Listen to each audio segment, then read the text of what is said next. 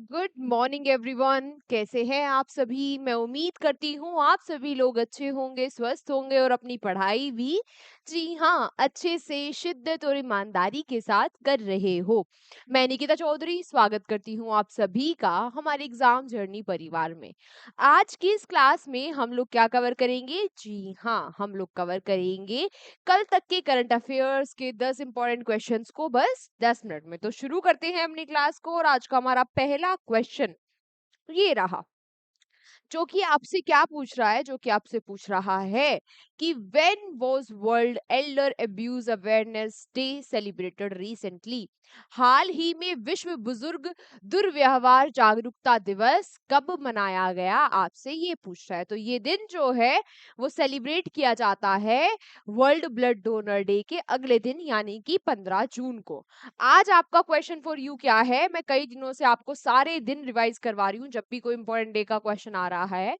आज आपका question for you है अभी तक के जितने भी जून में हमने डेज पढ़े, इंपॉर्टेंट डेज ऑफ जून पढ़े, वो सभी आपको मुझे कमेंट बॉक्स में बताने हैं और सभी बच्चों को आंसर देना मैंडेटरी है क्योंकि मैं रोज रोज रोज रोज इनको रिवाइज करवाते हुए आ रही हूँ। तो विश्व बुजुर्ग दुर्व्यवहार जागरूकता दिवस मनाया जाता है भाई कब? 15 जून को। ठीक है। अगला question, who has been recently appointed as the MD by Sun pharma?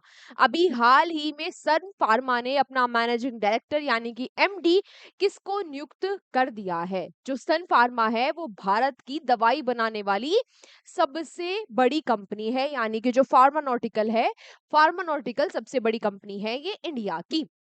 Clear? तो ये कौन बन गए हैं? ये बन गए हैं कीर्ति गोनकर। कीर्ति गोनकर। अच्छा, पिछले कई दिनों से अनजाने में मेरे से एक गलती हो जा रही है, उसके लिए आई एम रियली सॉरी। वो गलती क्या थी? वो गलती ये है कि जो शैलेंद्र नाथ गुप्ता है ये डिफेंस ई स्टेट के डायरेक्टर है। और जो दिनेश सिंह राणा है, ये कौन है? दिनेश सिंह राणा है अंडमान एंड निकोबार, जो कि भारत की एकमात्र ट्राई सर्विस कमांड है, उसके कमांडर।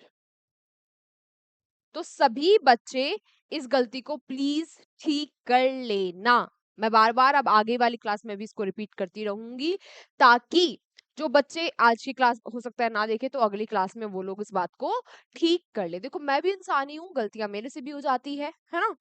तो पर इंसान वही है जो अपनी गलतियों से सीखकर उनको ठीक कर ले, इसलिए आप लोग भी इसको सीखकर ठीक कर लेना। राजीव घई क्या बने हैं?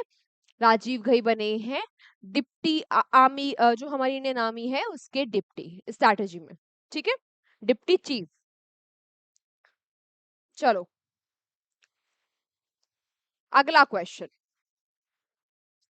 सबसे बड़ी कंपनी है ये मैं आपको बता चुकी हूँ। अगला क्वेश्चन आपसे पूछ रहा है कि where was the national conference on agri stack farmer data to deliver farmer data to delivery held recently? अभी हाल ही में एग्रीस्टेक डेटा से डिलीवरी की और विषय पर राष्ट्रीय सम्मेलन कहाँ हुआ? तो देखो ये कॉन्फ्रेंस क्या है? ये कॉन्फ्रेंस है कि जो फार्मर्स है वो डिजिटलाइजेशन को अपनाएं, डिजिटल अपने जो काम करने का तरीका है ना, उसको क्या करें, उसको डिजिटली वो लोग सीखे, उसमें ट्रांसफॉर्म हो डिजिटली। इस बात को की जागरूकता को फैलाने के लिए, इस बात को समझाने के लिए ये कॉन्फ्रेंस हुई। बात करें कॉन्फ्रेंस हुई कहाँ पर, तो कॉन्फ्रेंस हुई नई दिल्ली में। किसके द्वारा आयोजित कराई गई होगी? तो सिंपल सादी बात है कि भाई एग्रीकल्चर से रिलेटेड है तो किसने करवाई होगी? Ministry of agriculture farmer welfare के द्वारा। ठीक है, कहां पर हुई? 13 जून को हुई सुषमा स्वराज भवन न्यू दिल्ली में। इस बात को भी आप याद रखेंगे किस लिए है, ये हम पहले ही जान चुके हैं। अगला question, which country has recently won the WTC यानी कि वर्ल्ड टेस्ट चैंपियनशिप 2025? और ये क्वेश्चन तो भाई सब लोगों को पता होगा कि जो वर्ल्ड टेस्ट चैंपियनशिप है वो 2025 में किसने जीत ली है? ये जीत ली है भाई साउथ अफ्रीका ने, और साउथ अफ्रीका ने पहली बार इस टेस्ट चैंपियनशिप को जीता है। यहाँ तक कि पहली बार किसी वर्ल्ड चैंपियनशिप को जीता है साउथ अफ्रीका ने। साउथ अफ्रीका के लिए बहुत बहुत बहुत बड़ा दिन था, है ना। किसको हराकर जीता? ऑस्ट्रेलिया को हराकर साउथ अफ्रीका ने WTC को जीत लिया है। क्लियर? अगला question, who has recently been appointed as the global brand ambassador for esports world cup 2025?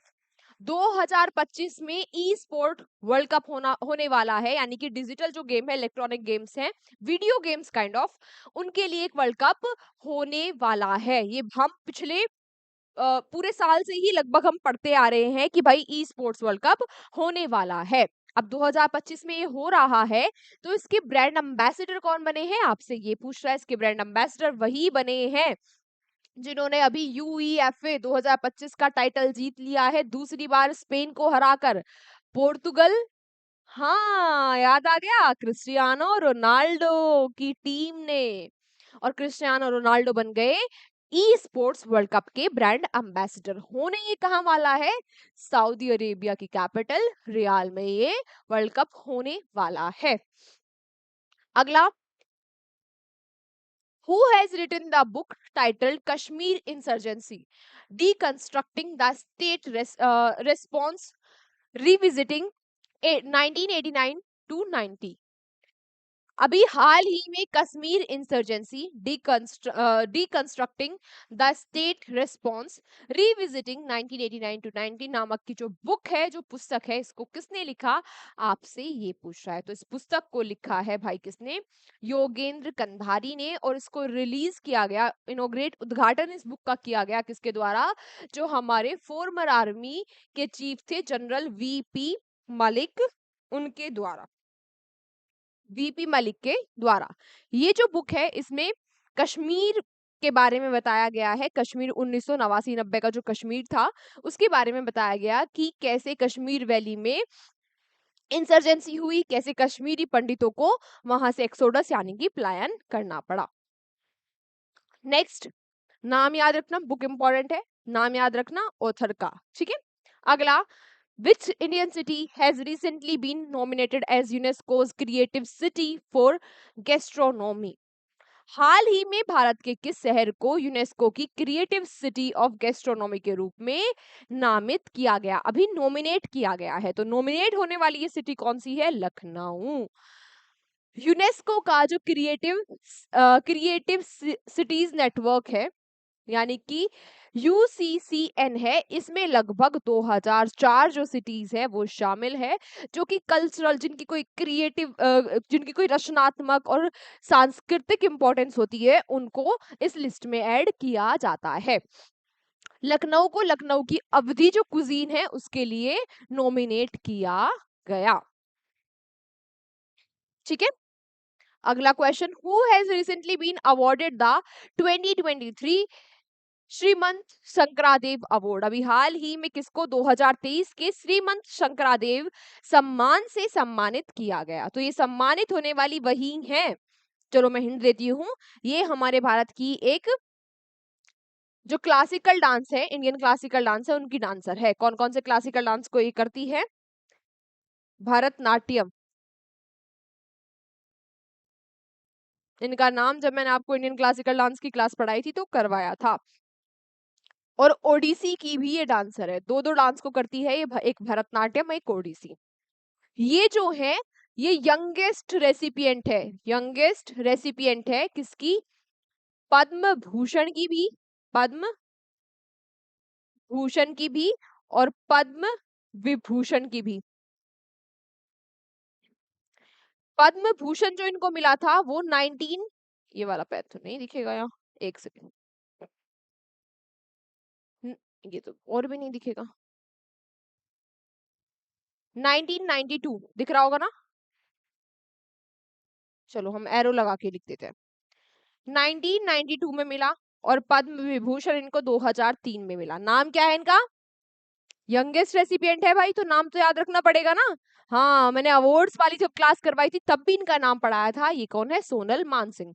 इनको श्रीमंत शंकरादेव अवार्ड से सम्मानित किया गया। किसके द्वारा ये अवार्ड दिए जाते हैं? तो ये अवार्ड आसाम के द्वारा दिए जाते हैं। आसाम की जो गवर्नमेंट है वो इन अवार्ड्स को देती है। क्यों देती है? क्योंकि जो श्रीमंत शंकरादेव जी हैं, ये वो व्यक्ति माने जाते हैं जिनके एफर्ट से सतरिया जो डांस है, सतरिया जो डांस है उसको क्लासिकल डांस का दर्जा मिला। इन्होंने काफी ज्यादा सतरिया डांस पर काम किया है। सतरिया डांस के लिए इनको जाना जाता है। और सतरिया जो डांस है वो कहाँ का क्लासिकल डांस है? आसाम का। ठीक है, ये जो अवार्ड है वो 1986 में स्टार्ट हुए और इस बार भी जो सेरेमनी हो रही थी वहां पर सोनल मानसिंह को सम्मानित किया गया गुवाहाटी असम में। गवर्नर जो है आसाम के लक्ष्मण आचार्य जी उनके द्वारा।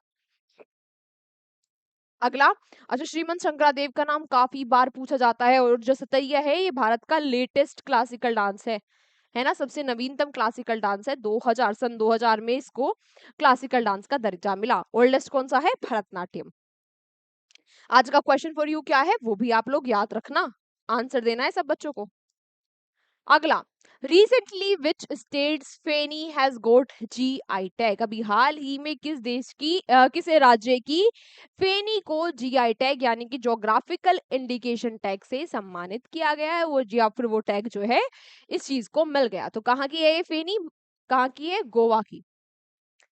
कहाँ की है? गोवा की। जो फेनी है और ओजो फेनी है ये क्या है? गोवा की फेमस लीकर है जिसको जिसको काजू और सेब से बनाया जाता है। ये वहां की गोवा में ये बहुत ही फेमस है। वहां की ये लोकल जो लीकर है वो है, इसलिए इसको जीआई टैग दिया गया है। जीआई टैग उन्हीं वस्तुओं को दिया जाता है जो उस एरिया की फेमस होती है, ताकि उस वस्तु के नाम से उस एरिया की पहचान बने। ठीक है, गोवा की बात आई तो गोवा की कैपिटल पणजी है। प्रमोद सावंत सीएम है और पीएस श्रीधरन पिल्लई गवर्नर है। आज का हमारा अंतिम क्वेश्चन जो कि आपसे पूछ रहा है कि which sports organisation has recently issued ranking protection rules for female player undergoing the fertility treatment? हाल ही में किस खेल संगठन ने प्रजनन उपचार से गुजर रही महिला खिलाड़ियों के लिए रैंकिंग सुरक्षा नियम जारी किया है? तो पहले देख लेते हैं किसने किया है। ये क्या है? विमेन्स टेनिस एसोसिएशन ने है क्या? अब जो टेनिस खेल रही है प्रोफेशनल प्लेयर्स है, जो हैं वो क्या कर सकती हैं? वो अपने एग को या फिर अपने एम्ब्रियो को प्रिजर्व करवा सकती है। इसमें उनको जो टाइम लगेगा उतने टाइम तक, लगभग 10 महीने तक, 10 वीक तक, सॉरी 10 वीक तक उनकी जो रैंकिंग है, भले ही वो खेल रही हो ना खेल रही हो, जो उनकी वर्ल्ड रैंकिंग है उसकी प्रोटेक्शन की जाएगी। मान लो अगर कोई नंबर 1 पे है तो वो नंबर 1 पर ही रहेगी, नंबर 10 पे है तो नंबर 10 पर ही रहेगी। ठीक है, चलो, आज की क्लास हमारी यहीं तक थी। अब अगली क्लास में आप सभी लोगों से मुलाकात होगी। तब तक आप लोग अपना ध्यान रखिए, अच्छे से मन लगाकर शिद्दत और ईमानदारी के साथ पढ़ाई करते रहिए। Take care, bye bye. और रिवीजन कर लेना है।